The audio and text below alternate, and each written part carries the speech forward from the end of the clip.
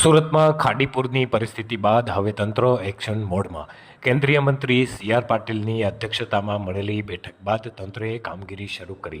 સુરતના સીમાડા વિસ્તારમાં વાલમ સોસાયટી નજીક ખાડી બ્રિજ દૂર કરવાની કામગીરી હાથ ધરવામાં આવી.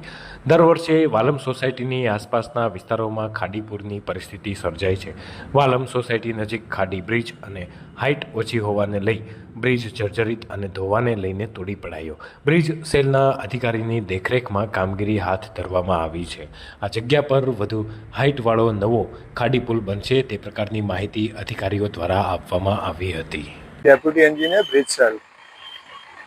હાલમાં આપણે જે જૂનો લો લાઇન બ્રિજ છે એ ડિસમેન્ટલની કામગીરી ચાલુ છે અને જે અત્યારે બીઆરટીએસ ઉપર જે બ્રિજ છે એને સંલગ્ન જ આખો સળંગ બ્રિજ બનાવવાનો છે અને આ જે જૂનો ટીપી રોડ ઉપરનો જે લો લાઇન બ્રિજ છે એને ડિસમેન્ટલિંગ કરી અને સળંગ બ્રિજ બનાવવાનું ટેન્ડર મંજૂર થયેલું છે, જે અંતર્ગત અત્યારે જૂના બ્રિજને ડિસમેન્ટલિંગની કામગીરી ચાલુ છે.